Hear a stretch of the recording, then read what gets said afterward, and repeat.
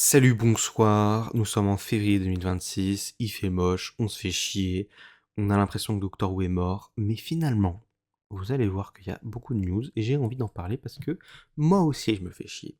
Donc, je commence directement sur le futur de la série mère. Donc, le futur de la série mère, je pense, parce que je vais aller vite parce que ça, je pense que tout le monde est au courant. Le futur a été annoncé en octobre dernier par un communiqué de la BBC, que je vais vous lire, qui est juste ici. Nous aimerions remercier Disney+ d'avoir été de formidables partenaires à l'international et collaborateurs sur les 2 dernières saisons, ainsi que sur The War Between the Land and the Sea. La BBC demeure engagée envers Doctor Who, qui continue d'être un de nos drames les plus appréciés, et nous sommes heureux que Russell T Davies ait accepté d'écrire un nouvel épisode spécial de Noël spectaculaire pour 2026. Nous pouvons assurer aux fans que le Docteur ne va nulle part, et nous annoncerons les futurs plans pour les prochaines saisons en temps voulu, ce qui assurera que le TARDIS reste au cœur de la BBC. Qu'est-ce que j'ai envie de dire là-dessus? Déjà une chose, c'était une excellente nouvelle au moment où ça a été annoncé, parce que je m'en souviens, on en avait ras le cul, on n'avait aucune info, on pensait que Disney+, ils étaient là, ils étaient pas là, ils étaient le Disney+, de Schrödinger. C'était insupportable. Et donc là, ils annoncent non seulement le départ de Disney+, qui n'était pas une énorme surprise, mais aussi le retour de Doctor Who cette année en 2026 pour l'épisode de Noël, qui est quand même... Enfin, on aurait pu ne pas l'avoir, quoi. Hein. Donc c'est quand même une grosse nouvelle. Ça, c'est pour le positif. Pour ce qui est de la spéculation sur ce qu'on peut essayer d'interpréter de ce communiqué, il y a quand même un truc que beaucoup de fans ont remarqué, c'est cette formulation. Russell T Davies has agreed to write us. L'idée que Russell T Davies ait accepté d'écrire un épisode est un peu particulière parce que ça sous-entend qu'il aurait pu refuser. Et donc ça sous-entend qu'il a probablement signé un nouveau contrat juste pour écrire cet épisode-là et cet épisode-là seulement. Ce que les gens pensent, et je dois dire que moi aussi je pense, c'est que cet épisode de Doctor Who sera probablement son dernier, en tout cas le dernier de cette nouvelle ère, la deuxième ère Russell T Davies. Alors, il n'y a pas que ça. On peut remarquer quand même qu'il parle de moins en moins de Doctor Who, y compris dans le Doctor Who Magazine. Il faisait une lettre par mois. Dans tous les numéros de Doctor Who Magazine, il y avait une lettre du showrunner qui a disparu depuis l'année dernière, depuis la fin de la diffusion de la saison 2, basiquement. Et on peut penser que le deal avec Disney Plus a été un des moteurs qui lui a donné envie de revenir pour écrire sur Doctor Who, et maintenant que ce deal est terminé, on peut penser franchement que il doit être dégoûté, déjà, parce que ça a été un échec, tout simplement. Franchement, je pense qu'il doit être dégoûté de la situation, de 1. De 2, il a aucune raison de rester sur Doctor Who si c'est pour revenir à un Doctor Who qui serait uniquement produit par la BBC. Enfin, on verra, hein, mais en tout cas, reviendrait à un Doctor Who avec un plus faible budget encore, voire un nombre d'épisodes encore réduit, on verra.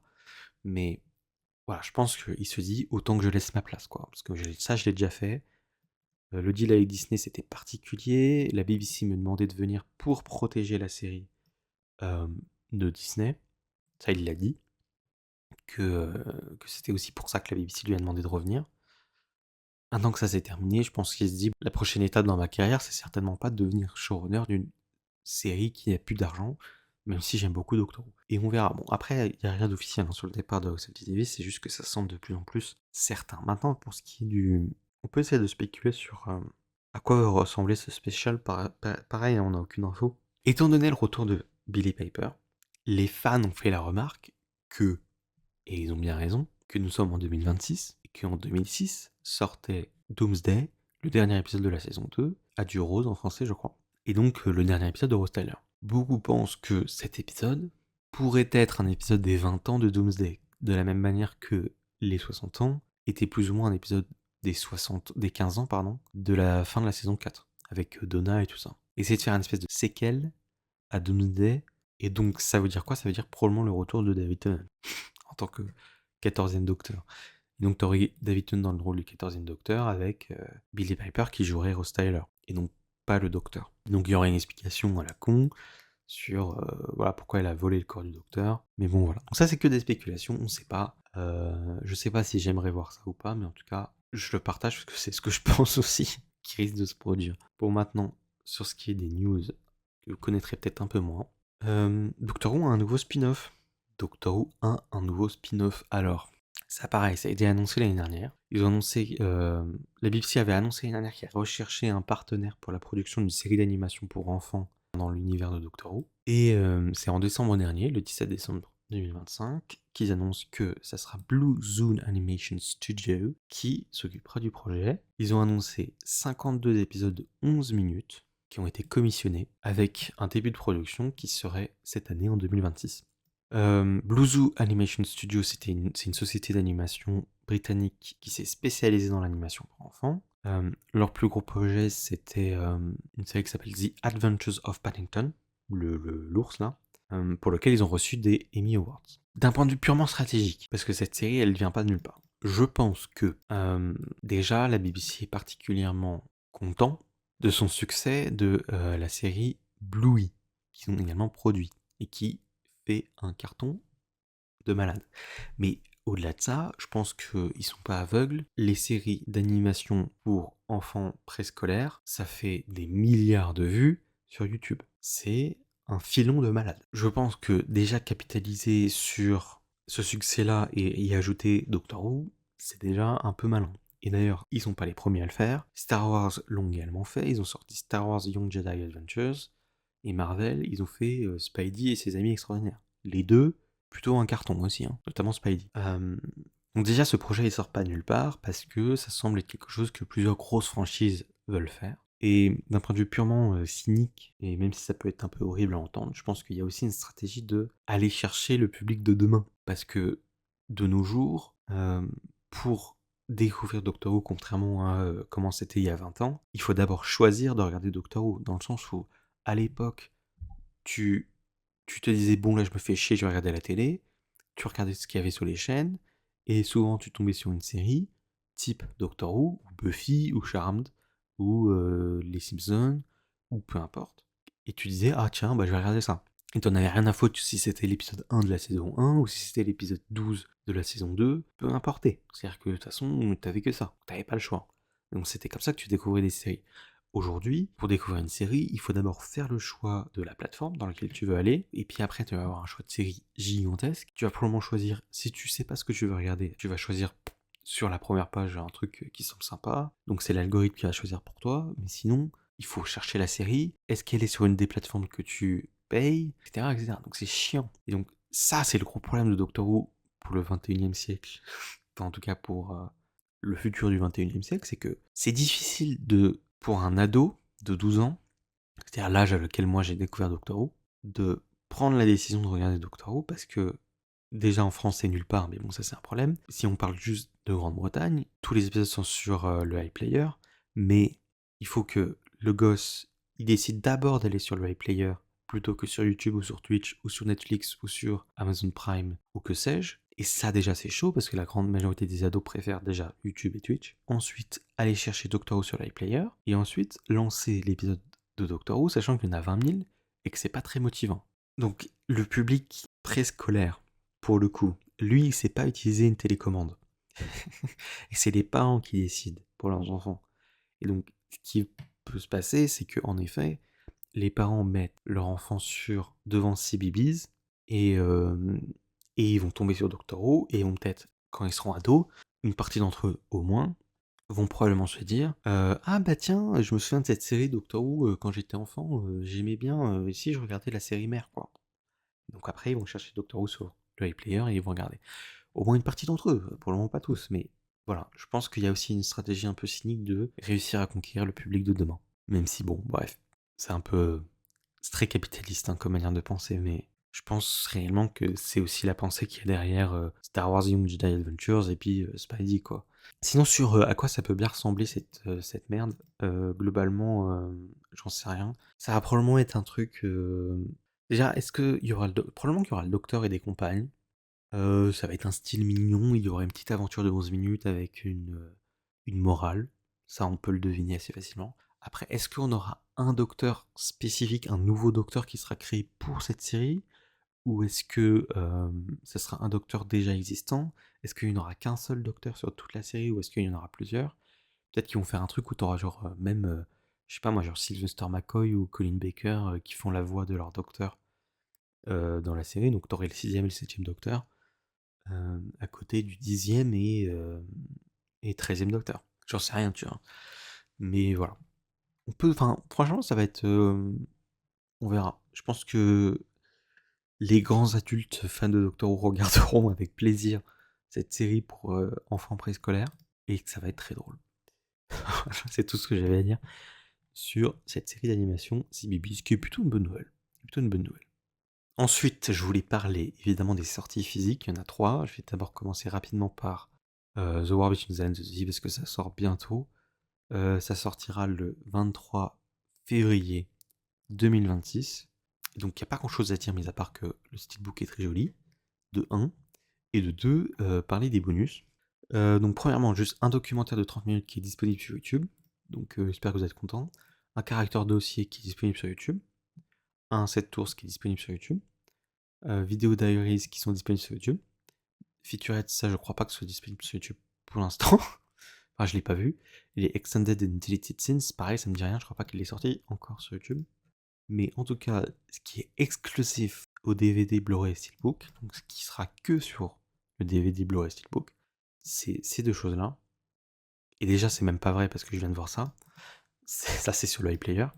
Il y aura donc 2 commentaires audio de l'épisode 1 et de l'épisode 3 avec Russell Davies, Pete McTighe qui sont les 2 scénaristes, et Gemma Redgrave qui joue Kate Lethbridge Stewart, et le Omnibus, la nouvelle version de The Sea Devils, l'histoire des classiques. Bon voilà, donc ça c'est difficilement exclusif au Blu-ray. Mais ça me dit rien, ça en vrai. Ça, je crois pas que ce soit sorti. Mais ça, c'est sorti il y a pas longtemps. Je l'ai pas encore vu d'ailleurs. Donc voilà, il n'y a pas grand chose à dire, mais à part que ça arrive. Pour ce qui est de la sortie française de The War Between the Land and the Sea, au moment où je parle, c'est toujours pas disponible, et visiblement, c'est toujours pas prévu pour sortir en mars. Parce que sur le programme Mars de Disney+, c'est toujours pas dedans.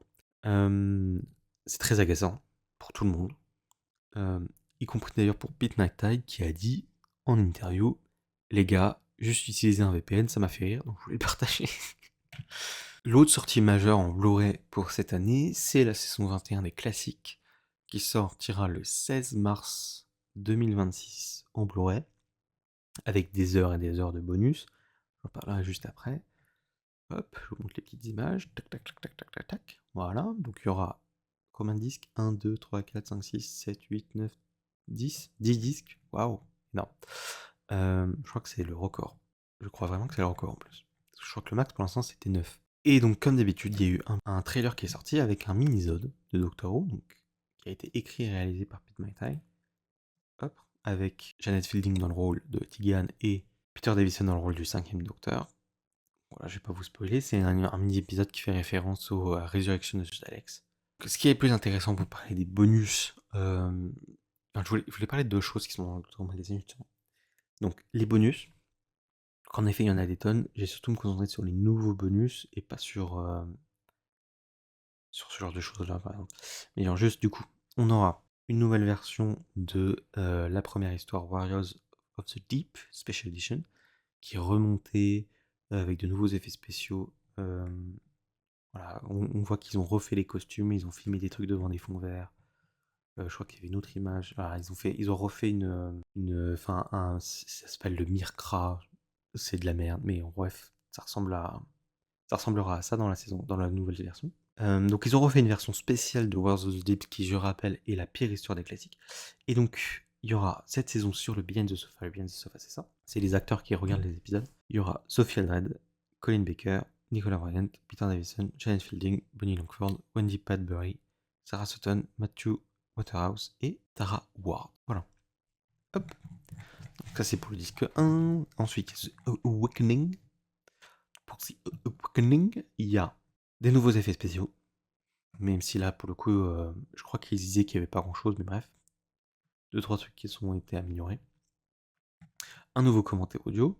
Un In Conversation avec Mark Strickson qui joue Turlough dans la série. Le Bien de Sofa, avec les mêmes personnes. Quoique non, pas avec les mêmes personnes. Ce nom-là, il n'était pas là avant. Ok. Donc pas avec les mêmes personnes. Et une nouvelle piste sonore en 5.1, ce qui est toujours appréciable. Même si bon, bref. Personne n'entend la différence, moi y compris. Tiens, voilà, c'est le genre d'effets spéciaux qui sont rajoutés, c'est genre un petit effet lumineux qui n'était pas là dans la série de base. Donc pareil, donc des nouveaux effets spéciaux là-dessus. Encore une fois, une personne qui a été remplacée sur le Behind the Sofa. The Adventure Game, The Edition, je sais pas ce que... Ah, attends. Si, c'est ça. C'est Janet Fielding qui a participé à un jeu télé. Rigolo. À l'époque, donc en 1984. Hop, hop, hop, hop, hop, hop, hop, hop. Pour Resurrection of the Daleks, on a pareil, des nouveaux effets spéciaux, un nouveau making-of, le bien de sofa, un TV Choice, je m'en branle. Ça, je m'en fous, ça, je m'en fous, ça, je m'en fous, ça, je m'en fous. Et ça sera sur 2 disques, avec 48 heures avec Fielding, donc un nouveau documentaire avec du coup Matthew Sweets et Janet Fieldings. Un In Conversation. Ah oui, pardon, c'est Toby Haddock. Avec Toby Haddock et, Janet Fieldings. Et un In Conversation avec Janet Fieldings et Matthew Sweet. On saura tout de Janet Fieldings finalement. 50 ans dans le Tardis avec Janet Fieldings, putain. Il y en a des trucs. Hein. Et un panel de convention. Ça, on s'en fiche. Pour Planet of Fire. Pour Planet of Fire, on a le Beyond the Sofa. Pas grand chose, je passe. Pour The Cave of Anjozani, on a quoi? Qu'est-ce qu'on a? De nouveaux effets spéciaux, le bien de sofa, un son en 5.1, et c'est tout. Épisode Twin Dilemma, première aventure du 6ème Docteur, avec un nouveau documentaire, un bien de sofa, comme d'habitude, des extraits de Blue Peter, des extraits de Blue, ça on s'en fiche. Un nouveau In Conversation avec Matthew Waterhouse qui joue Henrik. L'escape room du 5ème Docteur et l'escape room du 6ème Docteur, ça c'est des jeux. Enfin, c'est littéralement un escape room filmé avec les acteurs de Doctor Who qui jouent dans l'escape room. Il y en a eu pour tous les Docteurs. Donc il y en a de nouveau ici. Look Who is Boating, donc ça va être un truc très rigolo. Je sais pas s'il y a une image, mais ils en avaient fait un aussi pour la saison 20 où en fait c'est un road trip avec Peter Davison, Jane Fielding et Sarah Sutton. Et ils sont très drôles ensemble, donc c'est très rigolo à regarder.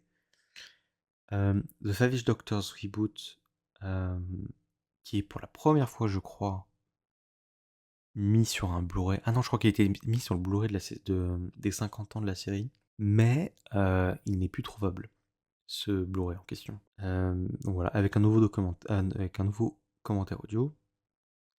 Et le tel de service Earthshock aussi qu'ils ont foutu là, on sait pas pourquoi. Donc ça c'est pour ce qui est des bonus. Ce dont je voulais parler, c'était surtout de ça. Paul Vanezis, qui est quelqu'un à la BBC qui s'occupe de la restauration d'images, a parlé de l'utilisation d'IA pour la saison 21. Et si vous ne le savez pas, la saison 13, qui était le dernier Blu-ray à être sorti, a eu pas mal de retours négatifs, notamment à cause de l'utilisation d'IA générative pour la restauration d'images, ayant donné un résultat vraiment désastreux, abominable. C'était dégueulasse. Et donc beaucoup ont interprété le passage que je vais vous lire tout de suite. Un logiciel de AI Diffusion a été judicieusement utilisé pour compenser les lacunes des caméras de l'époque. Les images HD originales étaient pleines de grains. L'IA, le AI Diffusion, améliore l'image de manière à ce que vous n'ayez pas utilisé la réduction de bruit, qui peut parfois compromettre la qualité de l'image. Le logiciel examine toutes les images et ignore le bruit, se concentrant plutôt sur les détails présents dans certaines images mais pas dans d'autres. Il applique ensuite toutes les nouvelles données, ces nouvelles informations, à l'image qu'il produit. Ce n'est pas génératif et nous ne l'utilisons pas pour l'upscaling. Nous l'utilisons pour améliorer les détails d'une image sans utiliser d'outils de réduction de bruit et les résultats sont vraiment bons. Alors déjà, première chose, les gens ont interprété ça comme étant une bonne nouvelle et en disant ça veut dire que ils abandonnent l'utilisation d'IA générative pour faire le upscaling et donc pour passer l'image en HD comme ça a été fait pour la saison 13. Moi, je comprends pas forcément ça. J'ai cru ça aussi au début, mais en relisant bien le truc, Je me suis dit, mais en fait non, il parle absolument pas de ça. Parce qu'il dit, les images HD originales étaient pleines de bruit, enfin de grains. Ça, à mes yeux, ça veut dire qu'il parle uniquement des images tournées en extérieur sur film. Parce qu'à l'époque, ça c'est un peu technique. Tout ce qui était tourné en studio, comme pour le moment sur cette image-là, tout ce qui était tourné en studio était tourné sur des caméras électroniques qui tournaient sur des bobines vidéo. Et tout ce qui était tourné en extérieur était tourné sur des petites caméras facilement transportables et qui utilisaient la technologie du film, des bobines de film. Et donc il y a une différence entre la vidéo et le film. La vidéo, il y a très peu de grains. Le film, il y a beaucoup de grains. Le film, tu peux le scan pour qu'il soit en HD. La vidéo ne sera jamais en HD. Le film coûte plus cher. La vidéo coûte moins cher, etc., etc. Donc il y a pas mal de différences sur les deux. Donc là, je pense qu'il parle que des séquences tournées sur film, premièrement, et il parle que de réduction de bruit. Et donc il parle que de l'utilisation d'IA pour réduire le bruit sur les séquences filmées en extérieur, basiquement. Donc au final, ça nous avance pas à grand chose, contrairement à ce que les gens ont pu dire. On verra le résultat réel de la nouvelle restauration de la saison 21. Ça se trouve, ça sera encore une catastrophe, et on pleurera toutes les larmes de notre corps. Mais c'est pas grave, puisque de toute façon, on va avoir une super belle restauration. Il a été annoncé une nouvelle restauration 4K, et ça c'est vraiment une bonne nouvelle. Restauration 4K et 1080p de Doctor Who, The TV Movie, avec un super trailer aussi. Donc déjà c'est quoi? Donc on aura une sortie Blu-ray. Attends, ils sont où ça? Ils sont là. Qu'on a une sortie Blu-ray standard et Blu-ray 4K, ainsi qu'un steelbook qui est absolument magnifique. Je pense que je vais me prendre le steelbook, parce qu'il est vraiment trop beau. Blu-ray standard et Blu-ray physique. C'est un nouveau scan de la bobine 35 mm en 4K. Il y avait 219 bobines de film, soit 60 km de film, qui ont été scannés sur une période de 3 semaines. Et pourquoi c'est une bonne nouvelle? Pourquoi c'est particulièrement une bonne nouvelle? Et bien c'est parce que la bobine de film originale qui permet le scan en 4K, donc la bobine 35 mm, était considérée comme perdue par les fans. En fait, il était juste entreposé au studio Universal aux États-Unis. Ce que ça veut dire, c'est que le dernier Blu-ray qui est sorti, je crois, en 2016, lui n'avait pas eu le droit à un scan du, du film original. Et ce qu'ils avaient fait, c'est qu'ils avaient juste upscaled le DVD. Donc ils avaient pris le DVD, ils l'avaient upscaled en HD, et le résultat était abominable. Et d'ailleurs, on peut le voir ici, parce qu'ils font une comparaison dans le Blu-ray, juste ici, avec le logo. Non, c'est folle. La différence est folle. Ça, c'était avant. C'est avant. Et c'est même, enfin, le Blu-ray, il est vraiment comme ça. Hein. La différence est dingue. Et je peux laisser un peu défiler parce que c'est vraiment très joli. C'est vraiment, vraiment très joli. Ils ont également corrigé le framerate. On aura une version en 24 fps alors que le Blu-ray était en 25 fps, qui n'est pas bon. Il faut qu'il soit en 24. La nouvelle version 4K sera accompagnée de la technologie HDR10, pour ceux qui connaissent. Et il y aura également de nouvelles pistes sonores en Dolby Atmos et en 5.1. Pour ce qui est des bonus, il y en a pas mal qui étaient déjà présents sur les Blu-ray précédents. Pour ce qui est des nouveaux bonus, il y a la version américaine, qui n'était pas dispo sur le Blu-ray précédent, donc les nouvelles pistes sonores. Un In Conversation avec le réalisateur Geoffrey Sachs. Ça, je ne l'ai pas retrouvé. Je sais pas si c'était disponible avant. Mais je pense que oui, parce que je sais pas pourquoi Janet Fielding est encore présente ici. Elle est vraiment partout. Elle a rien à foutre là. Mais surtout, il y a 3 nouveaux featurettes avec les acteurs de l'époque. Daphne Ashbrook, Eric Roberts et Jitso. Les 3 featurettes sont produits et réalisés par Chris Chapman, qui est responsable des meilleurs documentaires Doctor Who. Bah, tout le reste, ça, je sais que c'était déjà présent dans le Blu-ray d'avant. Ce documentaire en particulier est vachement bon. Voilà, je vous le dis parce que j'ai déjà vu. C'est tout pour les sorties Blu-ray. Donc on a The War Between the Land of the Sea, la saison 21 et le TV Movie, pour lequel on n'a pas encore de date. Ils ont juste dit que ça serait pour les 30 ans, 30 ans du film. Voilà, j'avance, je vais essayer d'aller un peu plus vite pour parler de Big Finish. Ils ont annoncé que la Doctor Who renouvelait leur programme, leur contrat avec Big Finish jusqu'à la fin 2035. donc c'est super. Moi, j'ai rien à dire là-dessus, mis à part que quand est-ce qu'ils vont nous laisser tranquilles. Moi, je voulais parler des aventures du 9e Docteur et de Rose, et du 13e Docteur et de Yas, qui ont commencé l'année dernière, parce que je les trouve vachement bien, et que je me dis que ça peut intéresser du monde. Donc ça commence ici avec Snares. Donc l'année dernière, ils ont annoncé l'arrivée de 12 épisodes avec le 9e Docteur joué par Christopher Eccleston, dans les audios aussi, hein, et de Rose Tyler joué par Billie Piper, ainsi que de Jackie Tyler joué par Camille Conduré. Et donc il y a 12 épisodes au total, et il y a un épisode qui sort tous les 2 mois. Donc ça fait comme une saison entière de Doctor Who, mais diffusée en petites gouttes sur 2 ans en fait. Pour vous donner un peu l'eau à la bouche, moi je me suis dit que j'allais vous parler du premier audio. Je les ai écoutés tous pour l'instant, ceux du 9e et Rose. Ils sont tous vraiment pas mal. Hein. Ils sont tous vraiment pas mal.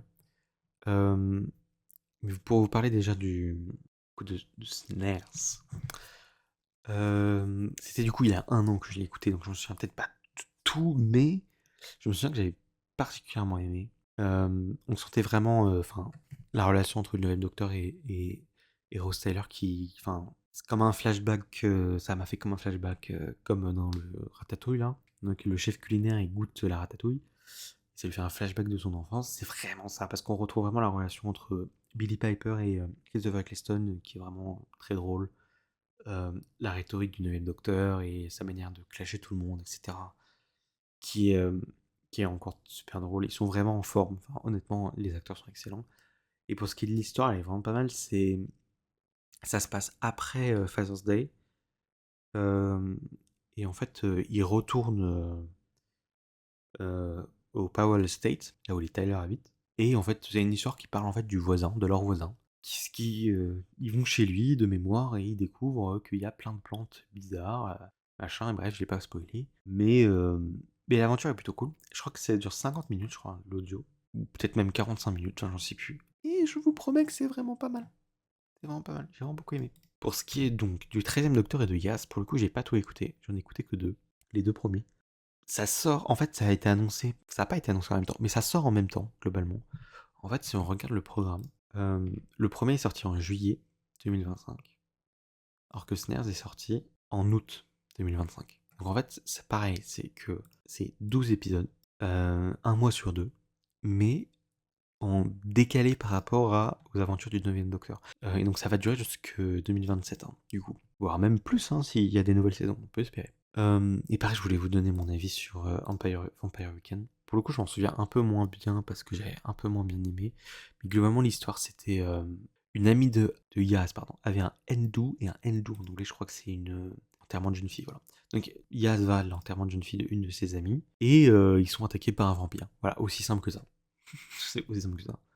Et c'était, en fait, je me souviens que c'était plutôt rigolo et que, pareil, en fait, la dynamique, enfin, Jodie Whittaker et Mandip Gill ont une relation quasi fusionnelle, quoi. Ils ont une relation quasi fusionnelle et en vrai, ils s'entendent super bien et ils sont très rigolos ensemble et ça se sent qu'ils s'éclatent. Donc rien que pour ça, en vrai, c'était plutôt pas mal. Mais je me souviens que j'avais un peu moins aimé quand même parce que je pense qu'il y a le petit plus quand même d'avoir le 9e Docteur et Rose qui représente quand même quelque chose de vraiment particulier pour moi, quoi. Donc voilà, c'est tout pour les audios. Pour ce qui est de la suite, je voulais parler de la sortie de ce livre, qui est déjà sorti, qui est sorti le 12 février, qui est écrit par Alex Kingston, en partenariat avec Jacqueline Rayner et Steve Cole. Et en fait, c'est un livre dont vous êtes le héros, dans lequel on joue River dans la prison Storm Cage, qui est attaquée par des aliens, et en fait le but c'est qu'on sauve l'univers, en gros. On joue River et on doit sauver l'univers. Donc j'ai très hâte d'y jouer, en vrai. J'ai vraiment très hâte. Je l'ai acheté pour le coup, parce que j'achète pas souvent des livres Doctor Who, parce que souvent je les lis pas. Mais celui-là, il me chauffe pas mal. Je pense qu'il va être vraiment très marrant. L'idée de jouer River et tout, à mon avis, ça va être vraiment super fun. Ah oui, si, je voulais vous montrer ça. Il y a un extrait du livre, donc on voit à quoi ça ressemble un peu à l'intérieur. Vous voyez que il y a les numéros en haut, et qu'à la fin, ils te disent de te tourner vers le 14, donc tu vas à la page 14, enfin, c'est pas la page du coup, c'est le numéro 14. Et à la fin du 14, ils te donnent 3 choix. Donc tu choisis ce que tu décides, bref, donc c'est un truc dont vous êtes le héros. Ah, c'est plutôt pas mal que tu puisses cocher, parce que ça veut dire que tu peux. C'est rejouable plusieurs fois, quoi. C'est cool. Et comme ça, tu te souviens des choix que tu as fait dans les parties précédentes. Ensuite, je voulais parler de ça. Les prochaines novelisations qui sortent le 26 mars 2026. Il y en a 3 qui ont été annoncés. Saturn Pit, The Saturn Pit, par Matt Jones, qui est le scénariste original du double épisode, avec une super belle couverture. Ensuite, on a The Times of Vengeance, par Jenny T. Colgan, qui pour le coup n'a jamais écrit pour Doctor Who, enfin qui a écrit que des romans pour Doctor Who, qui n'a jamais écrit pour la série. Et Aliens of London, par Joseph Linster, qui lui a écrit des épisodes de Torchwood et de Sarah Jane Adventures. Donc voilà. Donc, c'est la première fois, je crois, qu'on a que des doubles épisodes. Habituellement, ils font que des épisodes simples. Donc, à mon avis, ça va être des livres un peu fat par rapport à d'habitude. Genre peut-être 300 pages. Donc voilà, pour ceux que ça intéresse. Et je termine par ceci, dont je vais vous parler juste après. Donc, The Art of Time Travel. Pourquoi je voulais en parler? Parce que j'adore ce livre. Il est sorti en novembre dernier. Je sais pas si vous connaissez les livres The Art of, mais c'est des livres d'illustration en gros. Et donc, Peter machin, il a travaillé sur Doctor Who, c'est lui. C'est lui. Il a travaillé sur Doctor Who en tant que designer d'illustration. Et en gros, tout ce qui existe dans les scripts, il faut l'illustrer avant que ça soit construit par les autres équipes. Et donc il explique tout ça. En fait, il explique comment il travaille, etc. Et puis, je vais vous montrer un exemple. Par exemple, ça. L'œil dans la caméra dans The Girl in the Fireplace, bah, il a fallu le dessiner avant. Donc, il y a des premiers designs qui ressemblaient à ça. Puis finalement, ils se sont décidés là-dessus. Et on voit ici que ça a été locked le 7 septembre 2005. Donc voilà. Et donc pourquoi j'ai aimé? Déjà parce qu'il explique plein de choses sur son travail. Et puis parce qu'il y a des dingueries comme ça là. Regardez comment c'est beau. Regardez comment c'est beau. Wow. Gallifrey.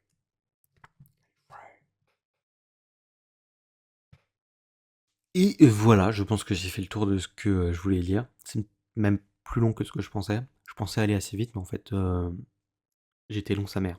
Ce que j'essayais aussi de montrer, c'est que même si le futur de la série pour l'instant est assez flou, il y a aussi d'autres choses en dehors de la série mère et que on peut. Enfin, si on parle anglais, bon, ça c'est la limitation quoi.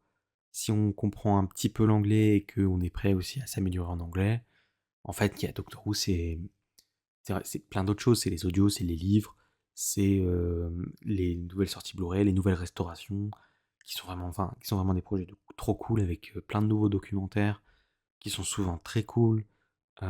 Donc voilà, donc Doctor Who, c'est pas que la série mère, même si c'est principalement la série mère. Mais voilà. Merci à vous, j'espère que ça a intéressé qui que ce soit. Je vous souhaite une bonne journée. Au revoir et à bientôt.